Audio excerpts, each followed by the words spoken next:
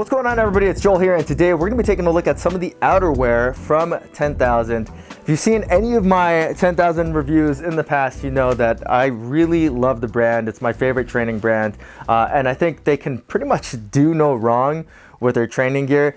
The outerwear that they've produced is not necessarily meant for actual training purposes. It's mainly to get to and from the gym, to stay warm on like whatever adventures that you might have outside of the gym. But some of the stuff like this Midway tech jacket, you could probably run in, do some light workouts in, but I really wouldn't recommend it.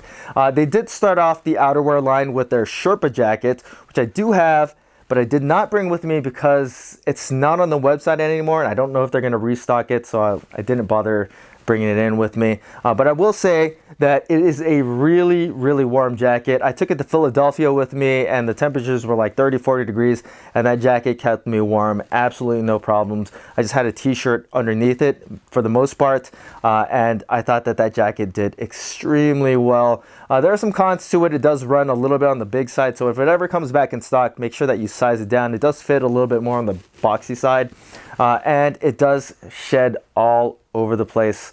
So just make sure that you're not wearing black or anything, because that Sherpa material gets everywhere.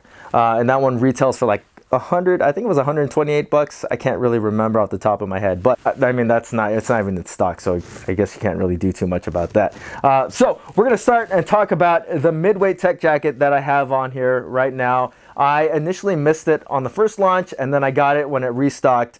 I got it in the deep sea colorway, and initially I was kind of like on the fence about that, but when it came in, I was actually really happy. I'm really impressed with the way that this color looks in real life. It's nice. It goes with everything. I have it with gray interval pants on right now, and I think it goes excellent. I really can't complain about the way that this jacket looks. It's got a really high quality look to it. Fit is excellent, just like any other 10,000 product, and the materials are top notch. So the finish of this jacket is a water repellent finish. So like on a rainy day like this, you go outside, rain hits it, it just dribbles right off. It does not soak at all, which is excellent. It does protect you against wind a little bit, not a ton. It's a little bit on the lighter side, and that's one thing that it's kind of misleading. It's not mid-weight at all. It's pretty light, actually. But I mean, this jacket on their website is meant to be layered. That's kind of how they, go about explaining it in the description. And I think if you were to put like the hoodie under this, I think this jacket would do just fine. But as it is, it's not a heavy jacket. It's probably not even mid-weight. And on a day like today, like it's 40, almost 50 degrees, like 49 degrees, it's kind of borderline not enough for me personally. But if you live on the East Coast and you're more immune to like colder temperatures, I think you'll be okay with it. It does have a stretch to the material, so you could work out in it. You probably would stick to just like running or something. I wouldn't do any like CrossFit in this jacket, but I mean, it does have a good amount of stretch to it, and that's what I really like about it. So if you get bundled up, you will probably feel okay with like movement and moving around and getting around. Sometimes I know like when I get layered up, I hate to be like to feel constricted, and that's not necessarily the case with this jacket.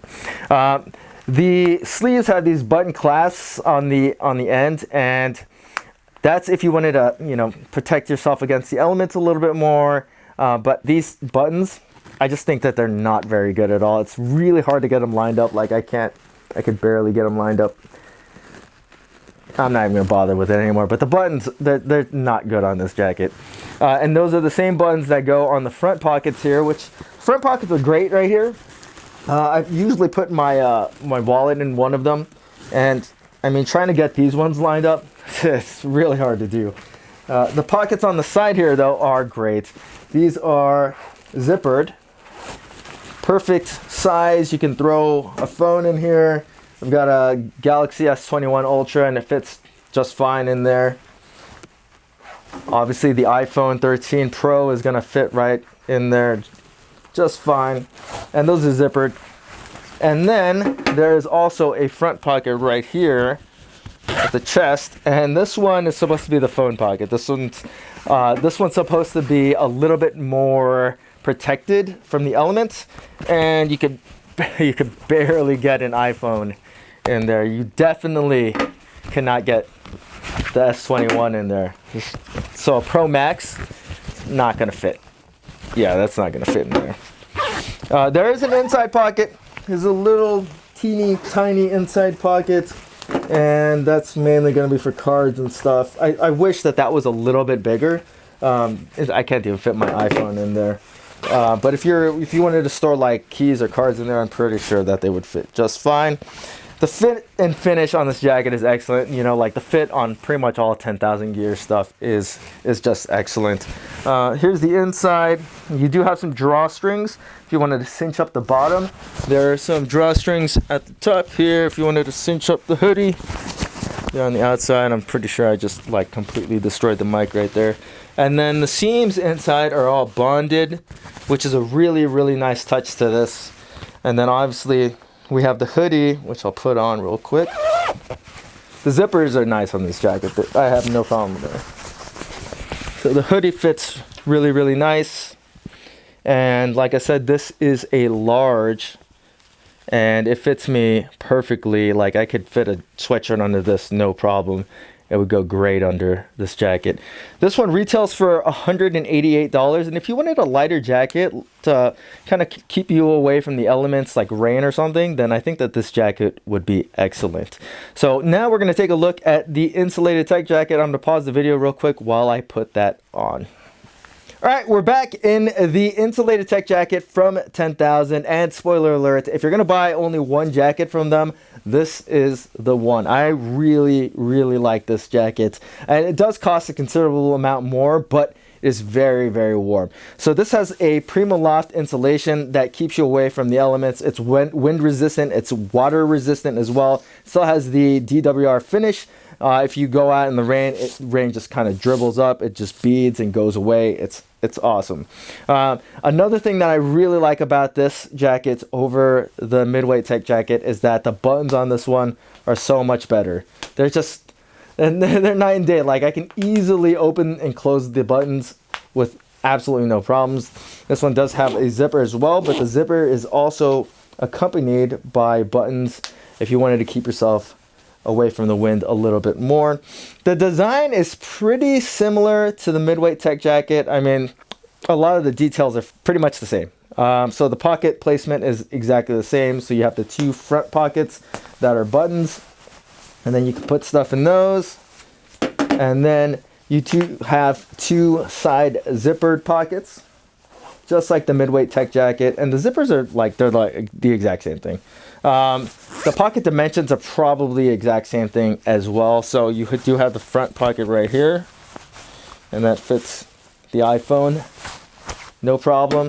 It's definitely not going to fit the Samsung, so that's going to be a problem.